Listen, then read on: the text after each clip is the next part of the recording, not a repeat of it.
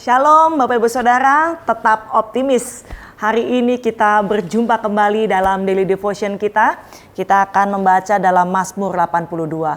Sebelum kita membaca bersama-sama, mari kita satukan hati, kita bersatu di dalam doa. Terima kasih Tuhan untuk pemeliharaan Tuhan yang Tuhan sudah berikan bagi kami.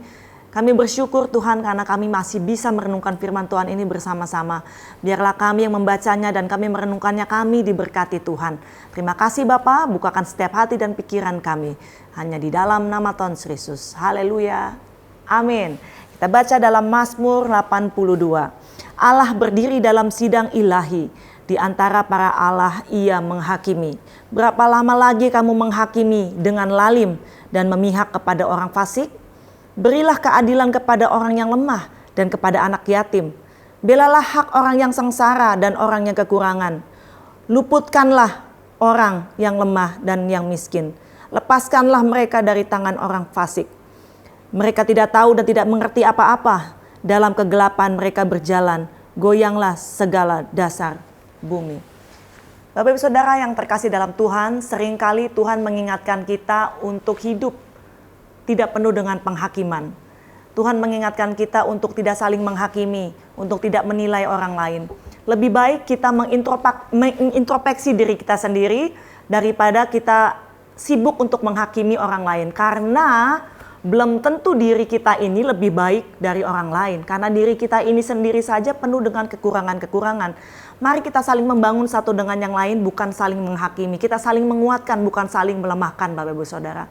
Tuhan juga sering mengingatkan kita untuk tidak hidup menurut jalannya orang fasik, Bapak Ibu Saudara. Karena kita ini orang-orang yang sudah dibenarkan oleh Tuhan, maka kita tidak boleh mengikuti apa yang menjadi kebiasaan-kebiasaan orang-orang fasik. Seringkali dunia ini selalu melekat pada diri kita, Bapak Ibu Saudara.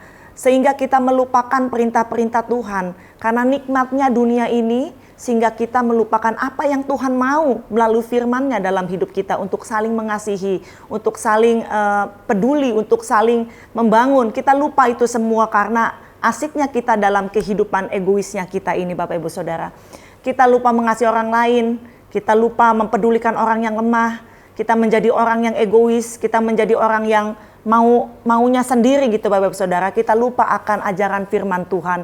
Keberadaan kita ini seringkali tidak membuat orang lain senang, Bapak Saudara. Melainkan kadang-kadang keberadaan kita ini menjadi orang lain merasa tidak nyaman kepada kita. Misalnya saja kita menjadi pimpinan di suatu perusahaan gitu, Bapak Saudara. Kita menindas karyawan kita membuat tidak nyaman karyawan kita. Kita lupa bahwa Tuhan mengingatkan kita agar kita hidup tidak menurut jalannya orang fasik, Bapak Saudara. Atau kita sebagai karyawan, hidup kita tidak mencontohkan perilaku-perilaku yang baik. Malah hidup kita menjadi batu sandungan bagi teman-teman kita yang lain.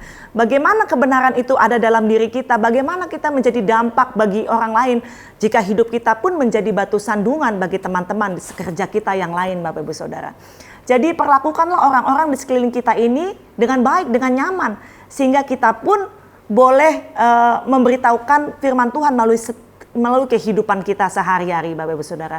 Sebagai orang yang percaya, yang tahu firman, apapun posisi yang ada di dalam dunia ini, seharusnya kita ini sadar bahwa posisi yang Tuhan berikan itu adalah dari Tuhan.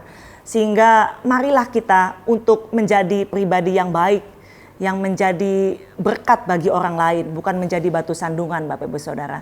Jadi kita tidak melakukan apa yang orang fasik lakukan, kita tidak menghakimi orang lain, kita menjadi berkat bagi lingkungan di sekitar kita, dan menjadi dampak tentunya bagi bangsa ini. Puji nama Tuhan, biarlah firman Tuhan ini menjadi kekuatan bagi setiap hidup kita. Dan Tuhan Yesus tentunya dipermuliakan atas kehidupan saudara dan saya. Mari kita bersatu hati, kita bersatu di dalam doa. Kami mengucap syukur Tuhan untuk hari ini kami diingatkan Tuhan. Untuk kami tidak saling menghakimi, tapi kami boleh mengintrospeksi diri kami sendiri menjadi lebih baik Tuhan.